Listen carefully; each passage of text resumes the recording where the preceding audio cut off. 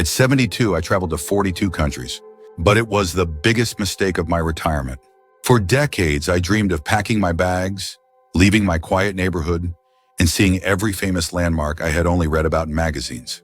Everyone told me that this was the ultimate reward for a lifetime of hard work. I truly thought that constantly flying across the globe would bring me endless joy, adventure, and a deep sense of fulfillment. Once I finally started living out of a suitcase, I discovered that the glamorous fantasy was nothing like the harsh reality. I know many of you might be planning a massive international trip right now, feeling like you need to check off a massive bucket list before it is too late. Before you sell your house or drain your hard-earned savings to wander the globe, I want to share 6 dangerous risks I wish someone had warned me about first. A permanent vacation sounds perfect on paper, but it fundamentally strips away your stability. Stay with me until the end, because some of these hidden dangers will completely change how you view your retirement plans. If you know a friend who is romanticizing endless travel, this video might save them from making a costly error. Now let's get started. Number 1, the exhaustion of constant motion.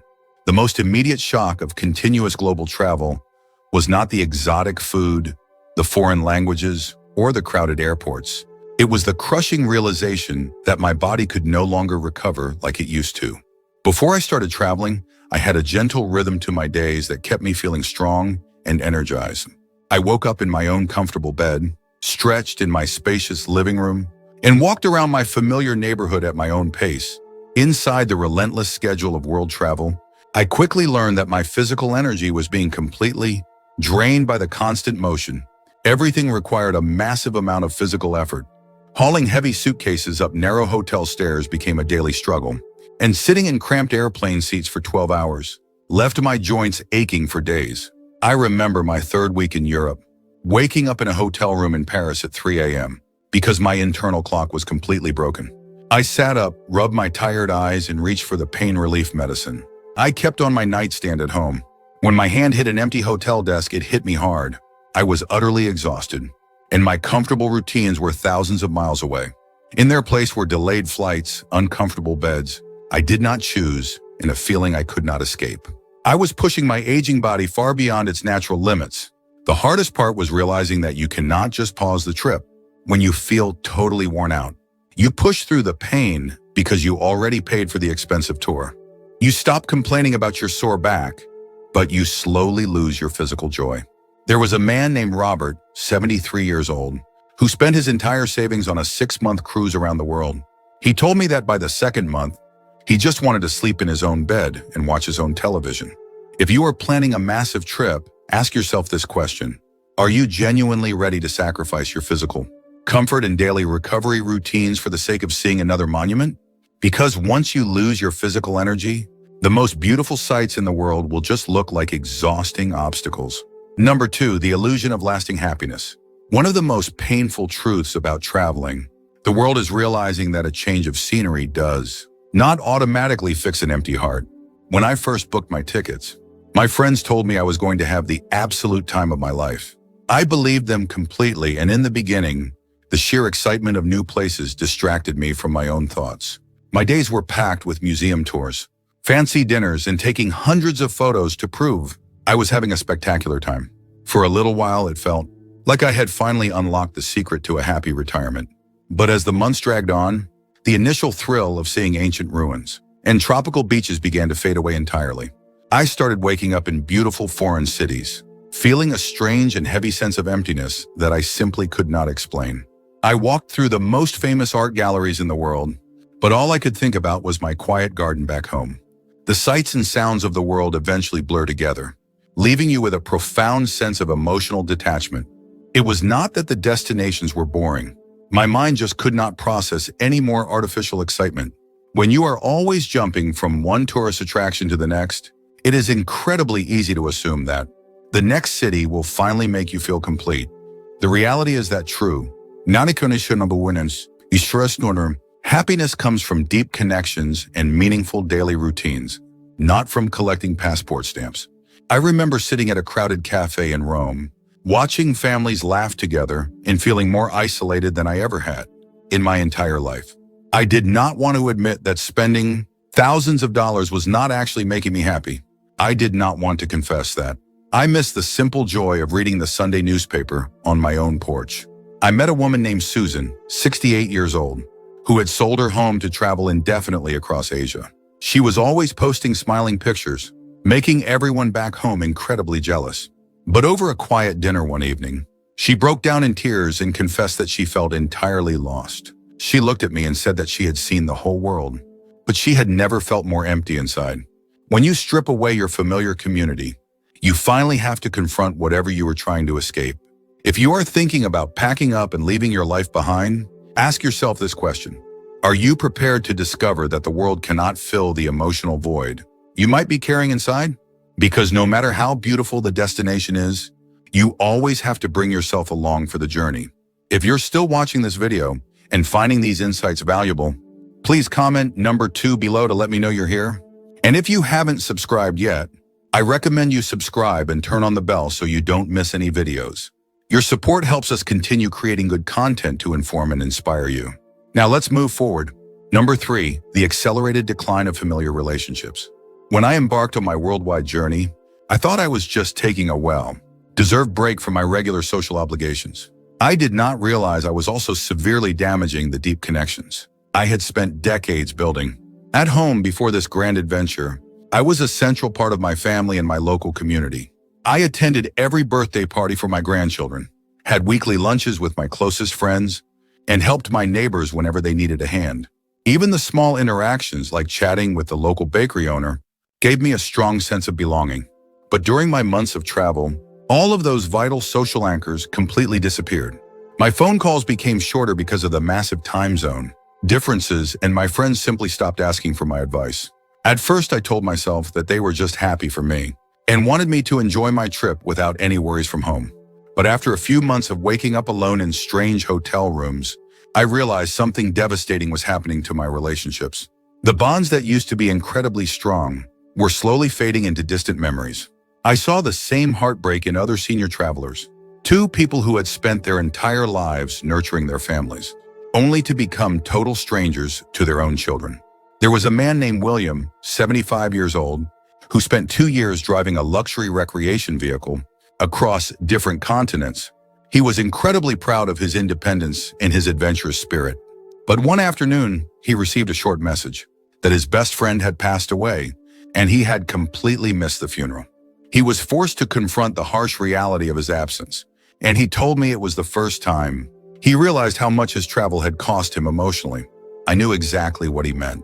When you are constantly moving from one country to another, you miss the quiet, unremarkable moments that actually glue relationships together. You are not there when your daughter has a bad day, and you are not there to watch your grandson play his first baseball game. Without your physical presence, people naturally learn how to live their lives without you. I started feeling like an outsider, looking in on a world that had completely moved on. That is the hidden danger of long-term travel. You chase exotic friendships while letting your most loyal companions slip away into the background. The more you explore the globe, the more disconnected you become from the people who truly matter, even if you send them 100 postcards. If you are considering stepping away from your community for an extended period, ask yourself this question. What gives your social life true meaning, and are you willing to sacrifice those irreplaceable bonds for a temporary thrill? Because once you step out of their daily lives, earning your place back is not just about unpacking your bags. It is about fighting to bridge the massive emotional distance you created while you were wandering the globe. Number 4, the hidden financial drain. Before I decided to travel the world, I felt incredibly confident about my retirement savings and my overall financial security. I had carefully calculated my budget, researched the cost of living in various countries, and planned a modest but comfortable itinerary. I had my little spreadsheets that tracked my projected expenses like flight costs, hotel bookings, and daily meal allowances. But once I actually started living on the road, my financial reality shifted in ways I never anticipated. At first, it seemed like I was just paying for a few extra conveniences here and there. If I got tired of walking, I simply hailed a taxi without worrying too much. But what I did not realize was that the constant unpredictability of travel was rapidly draining my hard-earned nest egg. I started facing unexpected fees for baggage, sudden currency exchange drops, and drastically inflated tourist prices for basic necessities. The careful financial discipline I had spent years maintaining was disappearing faster than I ever expected.